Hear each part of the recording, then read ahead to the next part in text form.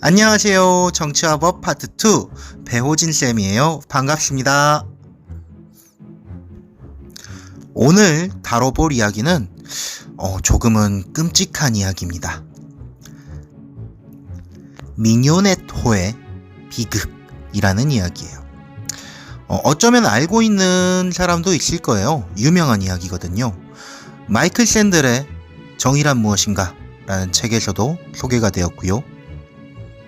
영화 라이프 오브 파이, 원작인 파이 이야기라는 책에서도 나온 이야기입니다.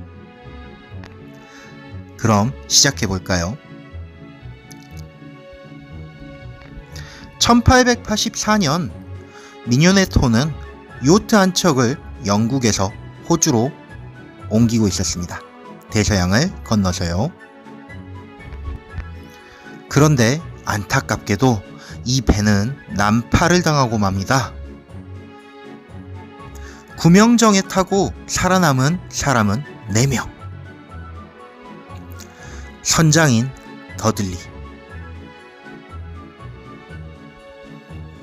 1등 항해사 스티븐스, 일반 선원인 브룩스, 그리고 리처드 파커라는 어린 잡무를 보는 선원이 있었습니다.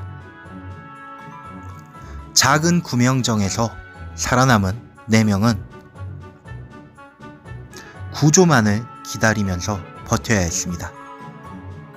하지만 구명정에 있는 식량이라고는 통조림 2개가 전부였어요. 그리고 나이프 1개, 이것이 그들이 가진 전부였습니다. 통조림을 나눠서 먹고 어떻게든 버텨봤습니다. 그리고 운이 좋게 구명정 근처로 다가온 거북이를 잡아먹으면서 며칠간을 더 버텼습니다. 음식보다 더 귀했던 것은 물이었어요. 운이 좋게 내린 비로 며칠간은 버텼으나 그 후에는 물마저도 고갈되고 말았습니다.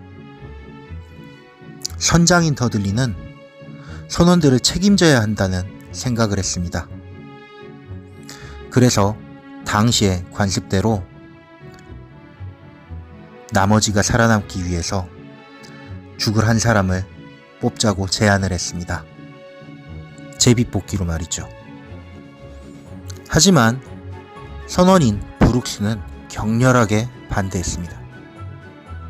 며칠간 그들은 고통을 더 겪었고 목마름을 참지 못한 리처드 파커는 다른 사람들이 잠들어 있는 밤에 몰래 바닷물을 마시고 맙니다. 여러분도 아시겠지만 바닷물을 마시게 되면 목이 점점 더 마르게 되죠. 삼투현상으로 인해서요. 리처드 파커는 죽을 운명이었습니다. 구명정에 있는 모두가 그가 곧 죽게 되리라는 것을 알고 있었고요. 선장인 더들리는 칼을 빼들었습니다. 그리고 스티븐스와 공모해서 시름시름 앓고 있는 리처드 파커를 살해하고 맙니다. 그리고 그들은 살아남습니다. 그들에게 새롭게 생긴 고기를 먹으면서 말이죠. 격렬하게 반대했었던 브룩스도 며칠이 지나 결국 더들리에게 설득되고 그 고기를 먹게 됩니다. 그로부터 4일 후 그들은 그 근처를 지나던 독일 배에 의해서 구조되었습니다. 항해 일지에는 그날의 기록이 이렇게 적혀 있었습니다. 아침 식사를 하던 도중 멀리서 배가 보였다. 영국에 도착한 더들리 일행은 사실을 털어놓았고 이들은 소송을 당했습니다.